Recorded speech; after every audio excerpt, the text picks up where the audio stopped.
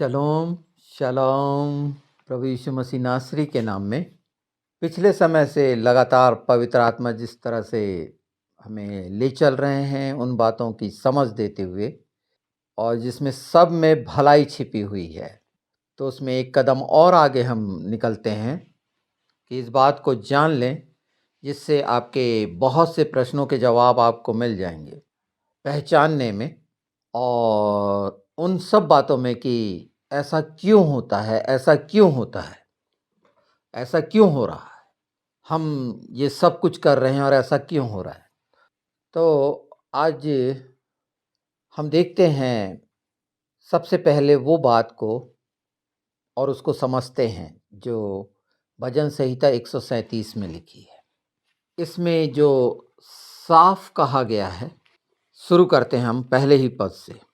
Babylon की नहरों के किनारे हम लोग बैठ गए और सिय्योन को स्मरण करके रो पड़े। उसके बीच के मजनू वृक्षों पर हमने अपनी वीणाओं को टांग दिया, क्योंकि जो हमको बंदी बनाकर ले गए थे उन्होंने वहाँ हमसे गीत गवाना चाहा, और हमारे रुलाने वालों ने हमसे आनंद चाहकर हमारे लिए कोई गीत गाओ।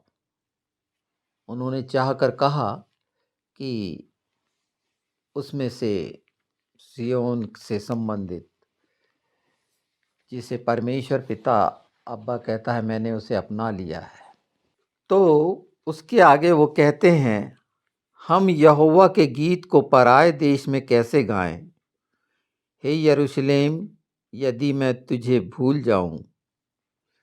हम यहाँ की लाइन तक हैं, है ना। हे यरूशलेम, अगर मैं तुझे भूल जाऊं। और इन बातों को धीरे धीरे हम समझेंगे कि क्या है। बेबीलोन की नहर के किनारे बैठे हैं, अर्थात उस अंधेरी शैतानियत से भरी हुई नगरी में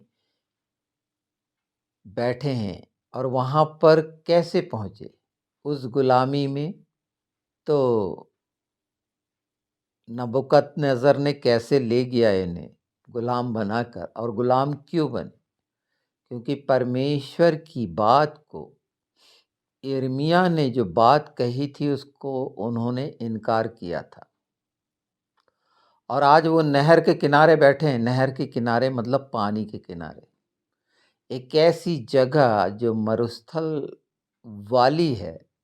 अगर हम उस बेबीलोन यानी इराक और ये पूरे मिडिल ईस्ट को देखें, तो आज हम उन हिस्सों को बहुत अच्छे से समझाएंगे कि उसका कारण, जो वो वहाँ बैठे हैं तो उन्होंने क्या किया था, और आज वो नहर के किनारे बैठे हैं और अपनी वीणाओं को मजनू वृक्ष पर टांग दिया है। मतलब जितने गीत गाते थे आनंद से, खुशी से, अब कुछ भी नहीं रहा। बैठे नहर के किनारे, यिर्मयाह को गलत ठहरा कर बैठे हैं वहाँ पर, परमेश्वर के मुंह को गलत ठहरा कर बैठे हैं। तो यिर्मयाह 17 देखते हैं हम। यिर्मयाह 17 उसका 7वां।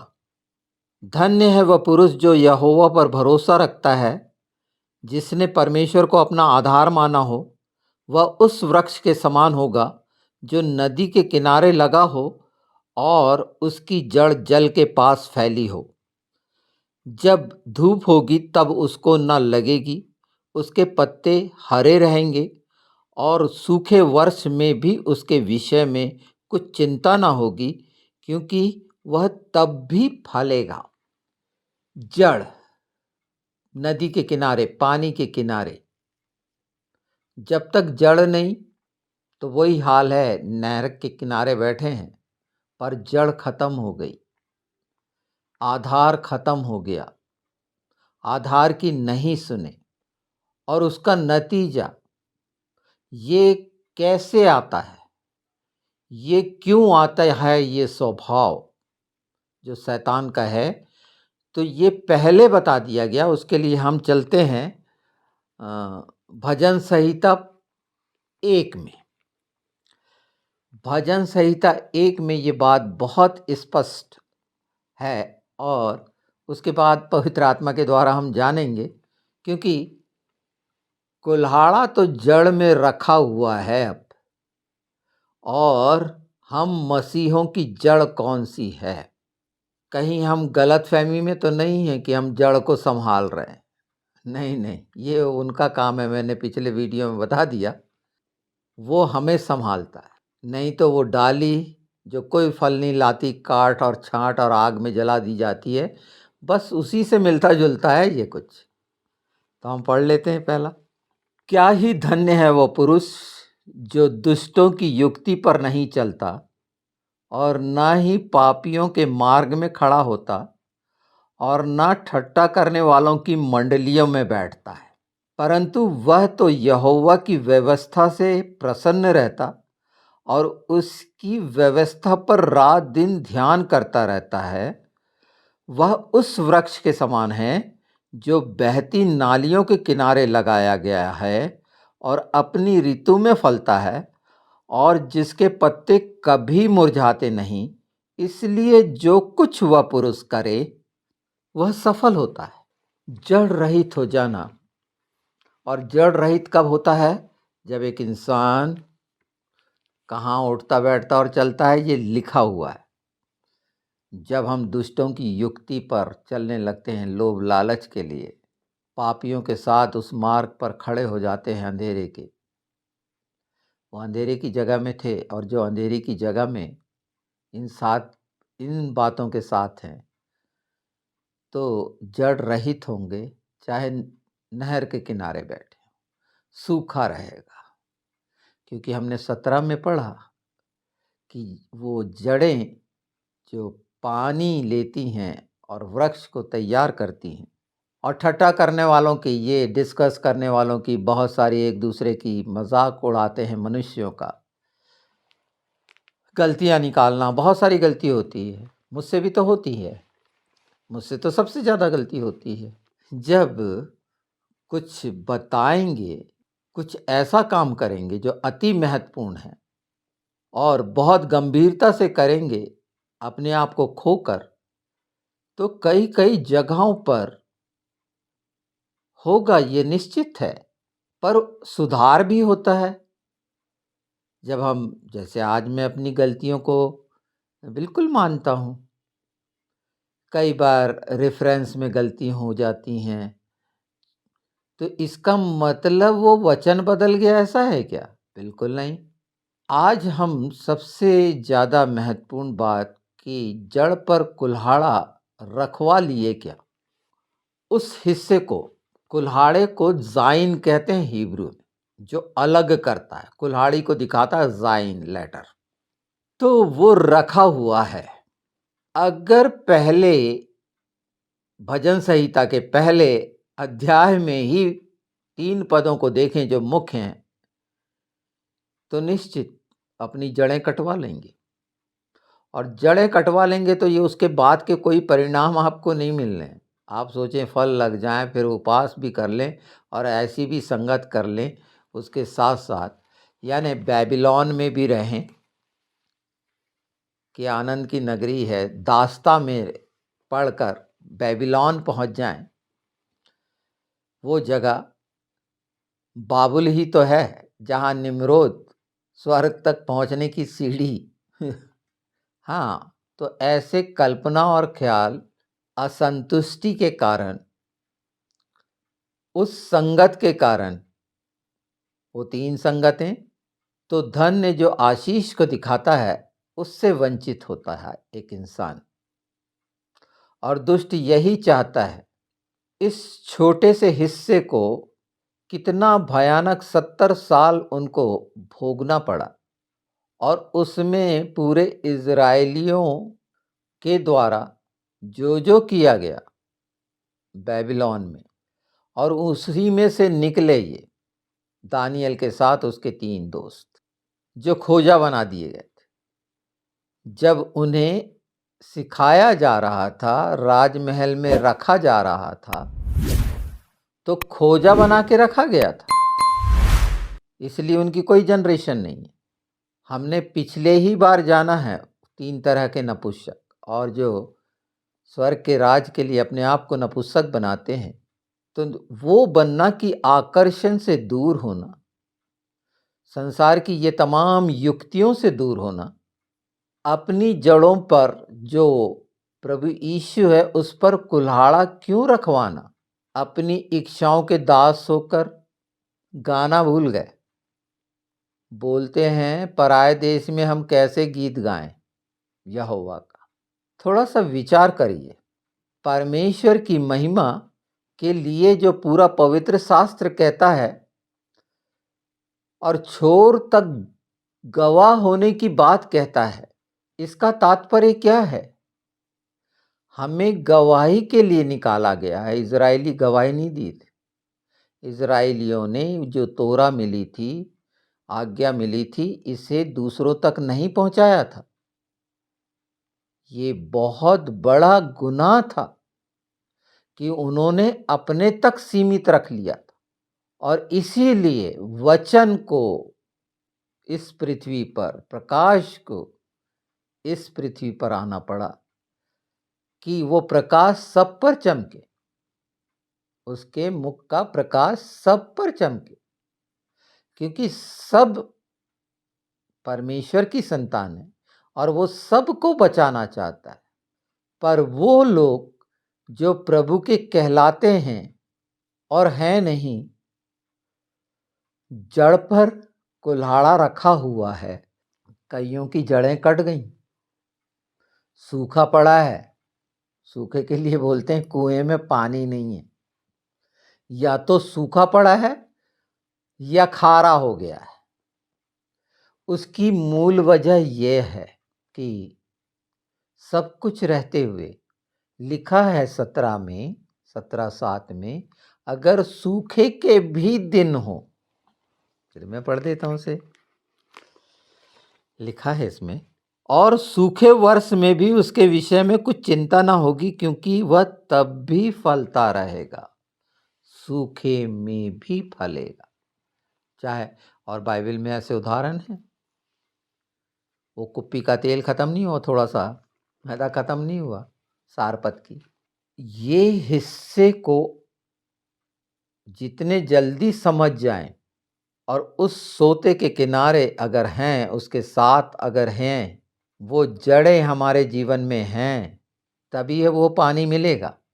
अगर हमारे अंदर वो उसकी जड़ है ही नहीं, और जिसकी जड़ ना हो, हमारे इंडिया में एक बात कही जाती है, बिन पेंदी का लोटा, जिसकी कोई भी नींव नहीं, कोई भी जड़ नहीं, कहीं भी लुढ़क सकता है। तो वो लुढ़कने वाले लोगों के लिए वो 3 ठट्टा करने वाले, युक्ति निकालने वाले और वो पापियों की मंडली। आप किस में उठक बैठक करते हैं या चलते फिरते हैं? हमने पिछले ही समय सीखा, प्रभु यीशु का टहलना हमारे जीवन में कब? तो अगर वो 3 चीजें हैं तो प्रभु यीशु टहलेंगे क्या?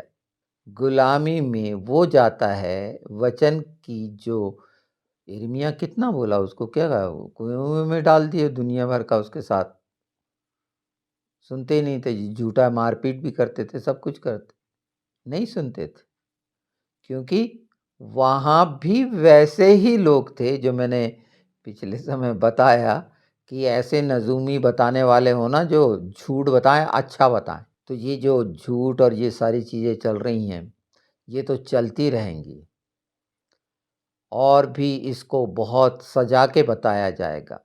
पर वहाँ जब पहुँचे, नहर के किनारे बैठे हैं, गुलामी में बैठे हैं, भले नहर के किनारे बैठे हैं, जड़ नहीं है, प्यासे हैं, उदास हैं, टंगा दिए हैं, वो मजनू के वृक्ष अरब में पाए जाते हैं, वो एक विशेष वृक्ष, वृक्षों का बाइबल में है। बांज वृक्ष के नीचे वेदी बनाई गई,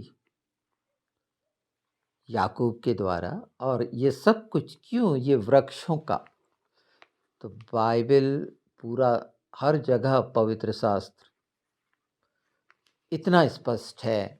और ये छोटा सा हिस्सा मैं बता इसलिए देना चाहता हूँ कि ये जुड़ा हुआ है, यहाँ पहचानने का है कि अगर हमें से प्रत्येक चाहता है कि वो फले फूले, उसके पत्ते हर समय हरा रहें, बीमार ना रहे, और जो भी काम करे वो सफल होता है।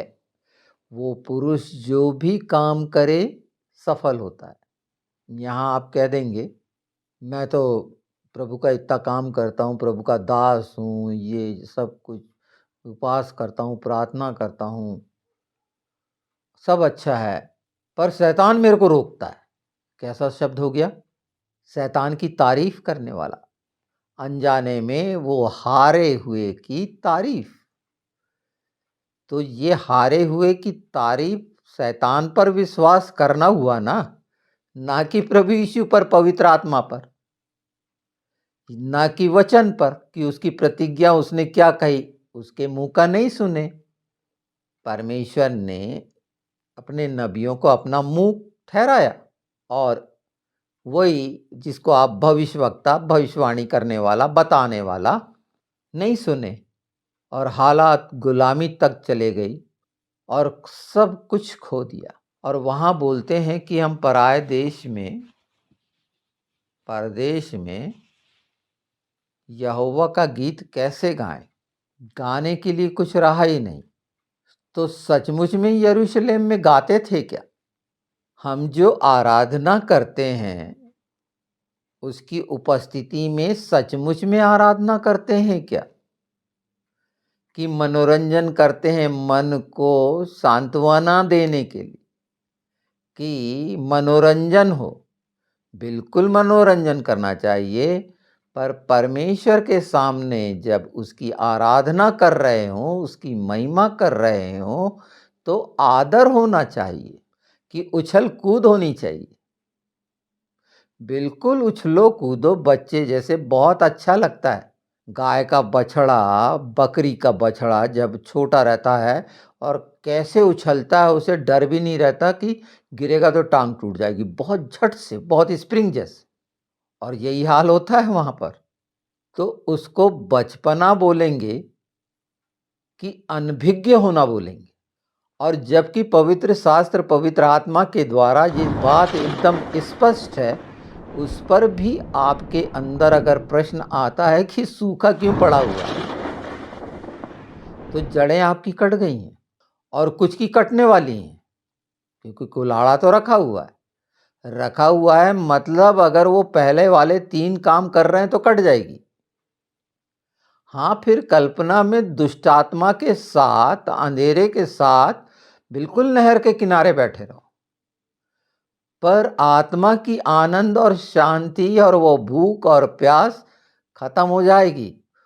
उत्साह, उमंग, आनंद, शांति, ये सब नहीं रहेगा। जो आशीषों को गलत परिभाषित करके संसार के आकर्षण में वैभव का, ऐश्वर्य का साधन के लिए अगर प्रार्थना करते हैं, तो काम बिल्कुल वैसे ही करेंगे जैसे ठट्टा करने वालों की मंडली में बैठना।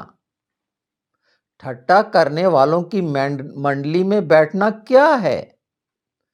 किसी व्यक्ति का मजाक उड़ाने वाला? बिल्कुल। शरीर और संसार में जब बैठते हैं 2-4 और किसी का मजाक उड़ाना है, किसी के विपक्ष में बोलना है, उसकी गलतियों के बारे में बोलना है, खूब मजाक। पर आप पवित्र शास्त्र की बात कर रहे हैं, हम वचन की बात कर रहे हैं, वहां ठट्टा उड़ रहा है पिता, पुत्र, पवित्र आत्मा का। जब आप उनके सहभागी होकर, बेबीलोनियन के सहभागी होकर, या मिस्रियों के सहभागी होकर, या फरीसियों के सहभागी होकर, या निकूलियों के सहभागी होकर, या बिलाम की सहभागी होकर आप जो कार्य करेंगे, बैठ के उनके साथ होके, तो आप ठट्टा उड़ाएंगे। ये पहली चीज समझ लीजिए। अभी तक तो यही लगता था ना, ये सब बातें जो प्रभु यीशु को मानने वाले हैं वो जाएंगी प्रभु यीशु की ओर, वो और कहीं नहीं जाएंगी।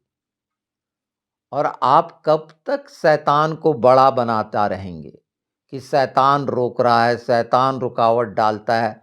नहीं, ये वो हिस्सा मैं आज आपके सामने क्लियर कर दे रहा हूं कि अगर ऐसा आप बोलते हैं तो निश्चित प्रभु यीशु के वचन और प्रतिज्ञा और सच्चाइयों का इनकार करते हैं, जो हर जगह सत्य और प्रमाणित है, उसको आपने सर्वोच्च स्थान नहीं दिया, सर्वप्रथम स्थान नहीं दिया है।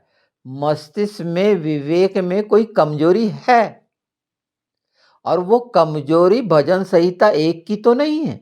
उस कमजोरियों को आप ही खत्म कर सकते। ये वचन हमें इसीलिए दिए गए कि हम बचें, इनको समझें। भाई, इजरायली वो नहर के किनारे अगर नहीं पहुंचते, वहां पर मान लो वो बैठे नहीं होते, या परमेश्वर की अनाज्ञाकारिता नहीं करे होते, या यिर्मयाह की सुन लिए होते, तो आज पवित्र आत्मा के द्वारा ये बात मैं आपको नहीं बता रहा होता। परमेश्वर भलाई का है, ये प्रमाणित है पवित्र शास्त्र में।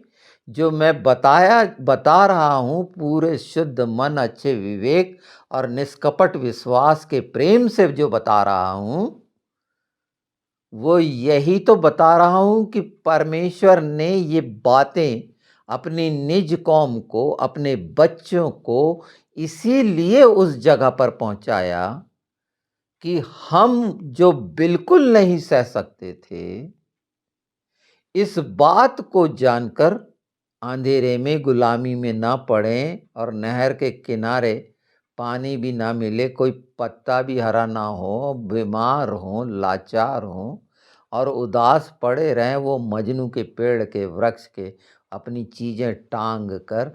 जो भी संगीत खत्म। अभी एक नाम ऐसा है, क्या बैन ऐसी कुछ है, उसे जेल हुई थी, जंजीरों से जकड़ दिया गया था। जेल में 4 दीवारी के अंदर जंजीरों में जकड़ा हुआ इंसान, वो जंजीरों को झंझरी बना दिया और उसमें आनंद ले रहा। जंजीरों को दीवार में टकरा के उसकी धुन तो कहीं ना कहीं, जब आप किसी चीज को टकराएंगे तो धुन तो निकलेगी, और वो स्तुति कर रहा।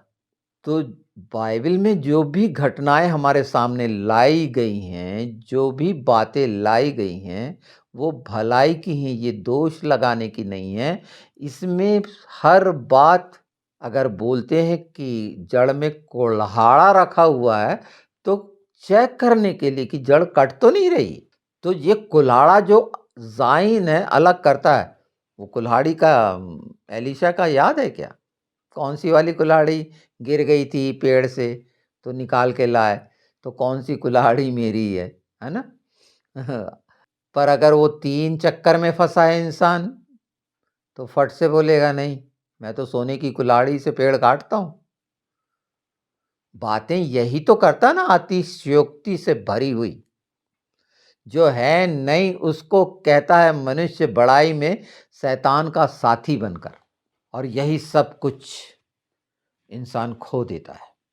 वो पूरे वादे परमेश्वर नहीं छोड़ता, यीशु नहीं छोड़ते, हम छोड़ देते, हम अलग हो जाते, उनके साथी बन जाते, उसको ताकतवर मानते। क्योंकि ये सांसारिक आंखें, जो आंखों की लालसा, अभिलाषा, जीविका का घमंड, ये ऐसा ही जहर है जो प्रेरित करता है, उस दिशा में ले जाता है, बेबीलोन की, मिस्र की। बहुत सी बातें बहुत जल्दी और साफ होते जाएंगी और आपको दिखेंगी, अगर आप देखना चाहेंगे। वचन ही दिखाएगा, अर्थात पवित्र आत्मा ही इन बातों को आपके सामने लाएगा, क्योंकि ये हो चुकी हैं, उसमें आप सहभागी ना हो।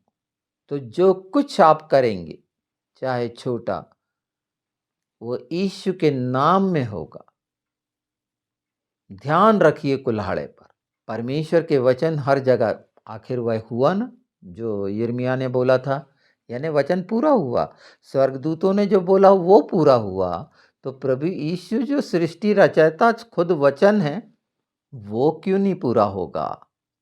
बाइबल में एक जगह पर कहा गया है ना प्रभु यीशु ने, तू क्यों सोचता है ऐसा, तू क्यों कहता है ऐसा, तू क्या चाहता है कि मैं तेरे लिए करूं? मनुष्य जब इस अंदाज में पूछता है, तू चाहे तो हो सकता है, यही थी ना। पर सूबेदार ने क्या बोला था कि मैं तो इस योग्य में नहीं, तू यहां से कह दे, मात्र कह दे। तो ये पवित्र शास्त्र में प्रभु यीशु ने हमारे लिए, हम सब के लिए कह दिए हैं। उसको लेना, उसकी प्रतीति कर लेना कि जो तुमने बोला है, मांगा है मेरे नाम से, मेरे पर विश्वास किया है। लिखा है ना, जो यहोवा पर भरोसा करता है वो कैसा है? वो पानी की जगह पे लगा हुआ वो वृक्ष है जो भरोसा करता है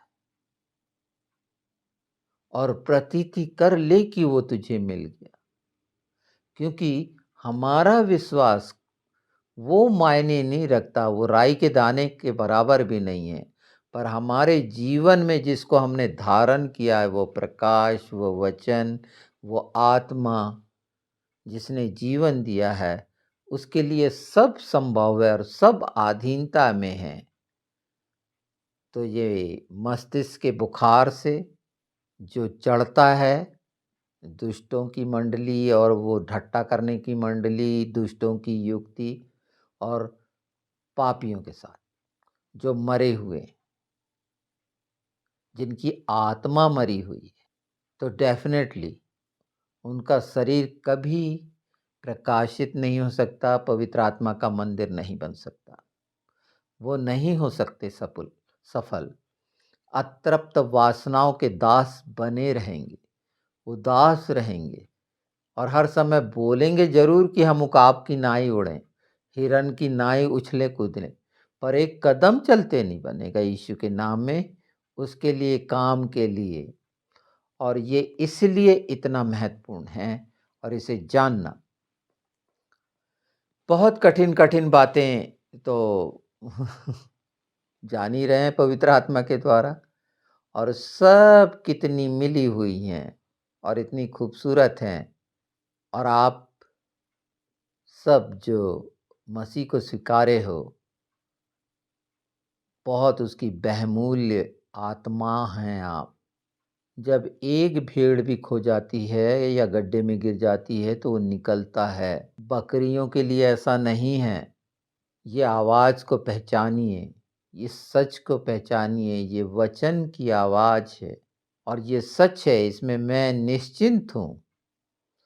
आप सब के लिए जो इस कठिनाई में भी पड़े हैं, तो यीशु के नाम में छुटकारा है, वो नहीं छोड़ता। बहकाने और भरमाने वाले ने अगर आपको कमज़ोर भी कर दिया है परिस्थिति के कारण, तो जो परीक्षा में पूरी तरह निकल गया, वो परीक्षा में हमको संभाल सकता है। और पतरस ने कहा कि अगर ये दुख की अग्नि कुछ देर के लिए भड़की है, तो सिद्ध होने के लिए, और सिद्ध होना ये है कि अपने भले कामों पर विश्वास न करके यीशु के पीछे हो लेना, अपने धर्म कर्मों को महान बताकर, दान दक्षिणा देने वालों से विशेष बताकर, ये बहुत चीजें ऐसी जुड़ी हुई हैं। समझने के लिए शांत होना जरूरी है, स्थिर और दृढ़। तो जड़ जितनी मजबूती से